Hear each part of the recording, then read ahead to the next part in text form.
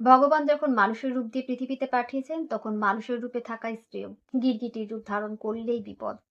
খুব সুন্দর একটি শিক্ষণীয় গল্প, অবশ্যই শুনবেন। একজন ব্যক্তি টাকা ভর্তি মানিব্যাগটি হারিয়ে ফেললেন। তিনি সংবাদপত্রে বিজ্ঞাপন দিলেন, যিনি তার মানিব্যাগটি ফেরত দেবেন তাকে তিনি ১,০০০ টাকা পুরস্কার দেবেন। সেদিকে একজন ভালো মানুষ ব্যাগটি পেলেন। তিনি ব্যাগটি খুলতেই দেখলেন সেখানে ১০,০০০ টাকা। যেই মুহূর্তে বিজ্ঞাপনটি তার নজরে পড়ল, তিনি তৎক্ষণাৎ ব্যাগটি নিয়ে ব্যাগের মালিকের কাছে এলেন, মালিকের হাতে ব্যাগটি দিলেন। হাতে ব্যাগটি পেতেই মালিকের চরিত্র যেন নিমেষে বদলে গেল। তিনি টাকাগুলো গুনতে আরম্ভ করলেন।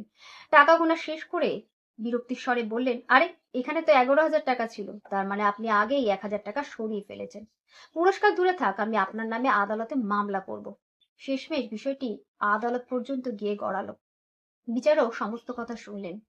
তিনি ব্যাগের মালিককে জিজ্ঞাসা করলেন, বললেন, আপনি নিশ্চিত আপনার ব্যাগে ১১,০০০ টাকাই ছিল? ব্যাগের মালিক দৃঢ়তার সাথে বললেন, হ্যাঁ, আমি নিশ্চিত আমার ব্যাগে ১১,০০০ টাকাই ছিল। বিচারক ভালো মানুষটির উদ্দেশ্যে বললেন, আপনি কি নিশ্চিত আপনি যে ব্যাগটি পেয়েছেন তাতে ১০,০০০ টাকাই ছিল? ভালো মানুষটি সততার সাথে বললেন, হ্যাঁ মহানুভব, আমি সত্যি কথাই বলেছি। এইবার বিচারক টাকা ভর্তি ব্যাগটি ভালো মানুষটির হাতে দিয়ে বললেন, এই ব্যাগটি আপনি আপনার কাছে রাখুন ততক্ষণ পর্যন্ত, যতক্ষণ না ১০,০০০ টাকা ভর্তি ব্যাগের মালিককে খুঁজে পাওয়া যায়। এটা দেখে দুষ্টু মালিক বিভ্রান্ত হলেন। তিনি বললেন, তাহলে তাহলে আমার টাকা? বিচারক হাসি মুখে বললেন, যতক্ষণ না ১১,০০০ টাকা ভর্তি ব্যাগটি পাওয়া যায়, ততক্ষণ আপনি ধৈর্য সহকারে অপেক্ষা করুন।